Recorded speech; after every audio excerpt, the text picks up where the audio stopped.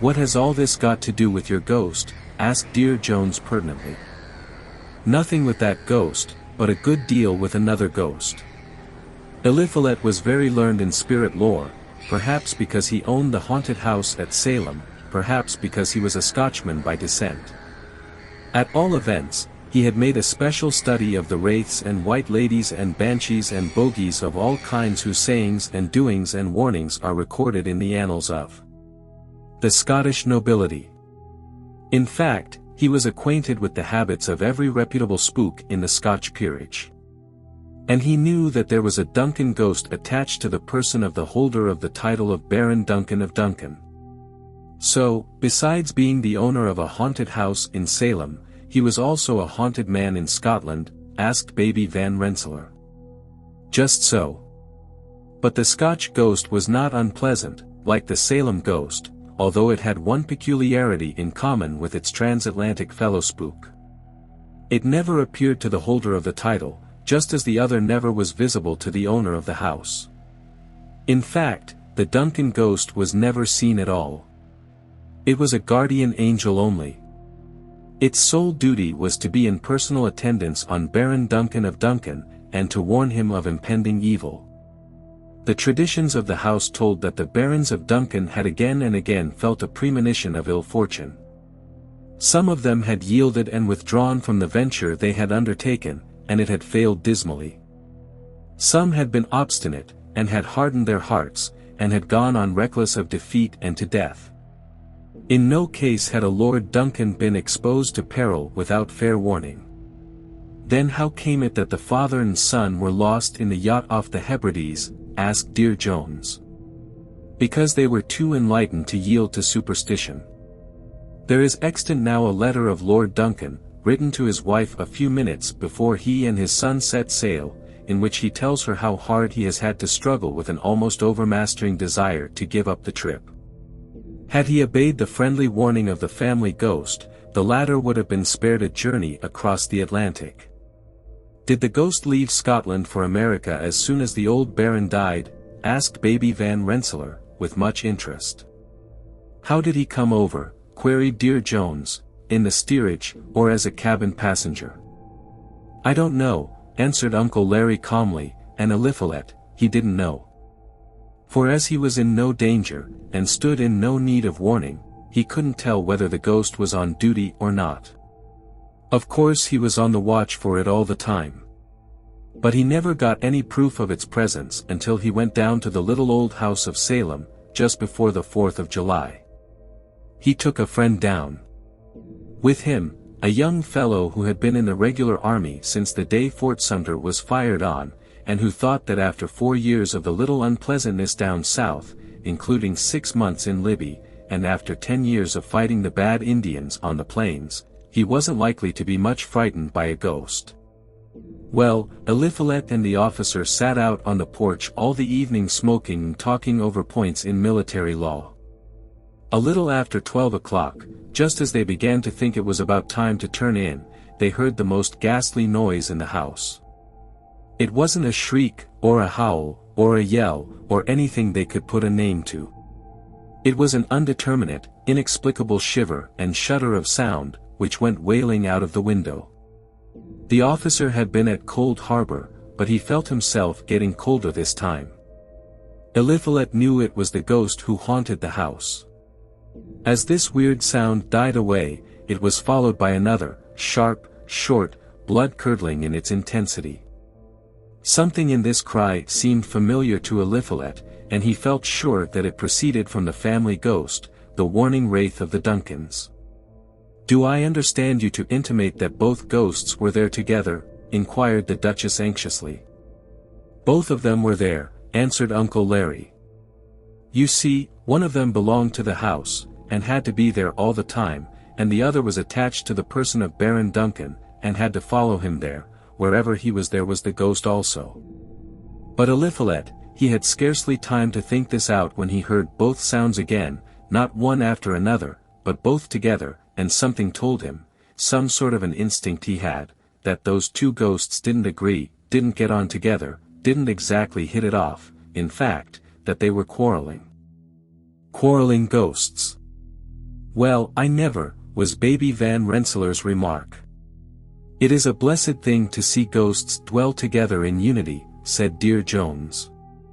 And the Duchess added, "It would certainly be setting a better example." "You know," resumed Uncle Larry, "that two waves of light or of sound may interfere and produce darkness or silence. So it was with these rival spooks. They interfered, but they did not produce silence or darkness. On the contrary, as soon as Eliphalet and the officer went into the house, there began at once a series of spiritualistic manifestations, a regular dark séance. A tambourine was played upon, a bell was rung, and a flaming banjo went singing around the room." "Where did they get the banjo?" asked Dear Jones skeptically. "I don't know. Materialized it, maybe, just as they did the tambourine. You don't suppose a quiet New York lawyer kept a stock of musical instruments large enough to fit out a strolling minstrel troupe just on the chance of a pair of ghosts coming to give him a surprise party, do you? Every spook has its own instrument of torture. Angels play on harps, I'm informed, and spirits delight in banjos and tambourines. These spooks of Eliphalet Duncan's were ghosts with all the modern improvements, and I guess they were capable of providing their own musical weapons. At all events, they had them there in the little old house at Salem the night Eliphalet and his friend came down. And they played on them, and they rang the bell, and they rapped here, there, and everywhere. And they kept it up all night." "All night?" asked the awe-stricken Duchess. "All night long," said Uncle Larry solemnly, "and the next night, too. Eliphalet did not get a wink of sleep, neither did his friend. On the second night the house ghost was seen by the officer, on the third night it showed itself again, and the next morning the officer packed his grip sack and took the first train to Boston. He was a New Yorker, but he said he'd sooner go to Boston than see that ghost again. Eliphalet, he wasn't scared at all, partly because he never saw either the domiciliary or the titular spook, and partly because he felt himself on friendly terms with the spirit world, and didn't scare easily. But after losing 3 nights' sleep and the society of his friend, he began to be a little impatient, and to think that the thing had gone far enough. You see, while in a way he was fond of ghosts, yet he liked them best one at a time. 2 ghosts were one too many. He wasn't bent on making a collection of spooks. He and 1 ghost were company, but he and 2 ghosts were a crowd. What did he do? Asked Baby Van Rensselaer. Well, he couldn't do anything. He waited a while, hoping they would get tired, but he got tired out first. You see, it comes natural to a spook to sleep in the daytime, but a man wants to sleep nights, and they wouldn't let him sleep nights. They kept on wrangling and quarreling incessantly, they manifested and they dark seanced as regularly as the old clock on the stairs struck 12, they rapped and they rang bells and they banged the tambourine and they threw the flaming banjo about the house, and worse than all, they swore. I did not know that spirits were addicted to bad language, said the Duchess. How did he know they were swearing? Could he hear them? Asked Dear Jones. That was just it, responded Uncle Larry, he could not hear them, at least not distinctly. There were inarticulate murmurs and stifled rumblings. But the impression produced on him was that they were swearing. If they had only sworn right out, he would not have minded it so much, because he would have known the worst. But the feeling that the air was full of suppressed profanity was very wearing, and after standing it for a week, he gave up in disgust and went to the White Mountains. Leaving them to fight it out, I suppose, interjected Baby Van Rensselaer. Not at all, explained Uncle Larry. They could not quarrel unless he was present. You see, he could not leave the titular ghost behind him, and the domiciliary ghost could not leave the house. When he went away he took the family ghost with him, leaving the house ghost behind. Now spooks can't quarrel when they are 100 miles apart any more than men can. And what happened afterward? Asked Baby Van Rensselaer, with a pretty impatience. A most marvelous thing happened.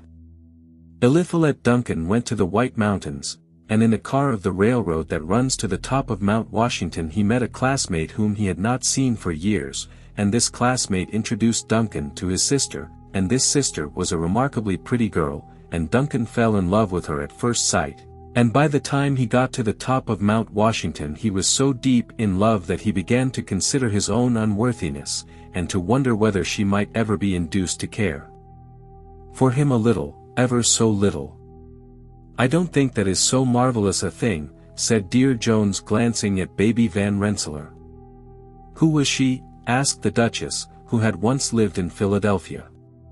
"She was Miss Kitty Sutton, of San Francisco, and she was a daughter of old Judge Sutton, of the firm of Pixley and Sutton." "A very respectable family," assented the Duchess. "I hope she wasn't a daughter of that loud and vulgar old Mrs. Sutton whom I met at Saratoga, one summer, 4 or 5 years ago," said Dear Jones. "Probably she was. She was a horrid old woman. The boys used to call her Mother Gorgon." The pretty Kitty Sutton with whom Eliphalet Duncan had fallen in love was the daughter of Mother Gorgon. But he never saw the mother, who was in Frisco, or Los Angeles, or Santa Fe, or somewhere out west, and he saw a great deal of the daughter, who was up in the White Mountains. She was traveling with her brother and his wife, and as they journeyed from hotel to hotel, Duncan went with them, and filled out the quartet. Before the end of the summer he began to think about proposing. Of course he had lots of chances, going on excursions as they were every day. He made up his mind to seize the first opportunity, and that very evening he took her out for a moonlight row on Lake Winnipiseogee. As he handed her into the boat he resolved to do it, and he had a glimmer of a suspicion that she knew he was going to do it, too. "Girls," said Dear Jones, "never go out in a rowboat at night with a young man unless you mean to accept him. Sometimes it's best to refuse him, and get it over once for all," said Baby Van Rensselaer. As Eliphalet took the oars he felt a sudden chill. He tried to shake it off, but in vain. He began to have a growing consciousness of impending evil. Before he had taken 10 strokes, and he was a swift oarsman, he was aware of a mysterious presence between him and Miss Sutton. "Was it the guardian angel ghost warning him off the match?" interrupted Dear Jones. "That's just what it was," said Uncle Larry. And he yielded to it, and kept his peace, and rowed Miss Sutton back to the hotel with his proposal unspoken. "More fool he," said Dear Jones. "It will take more than one ghost to keep me from proposing when my mind is made up." And he looked at Baby Van Rensselaer.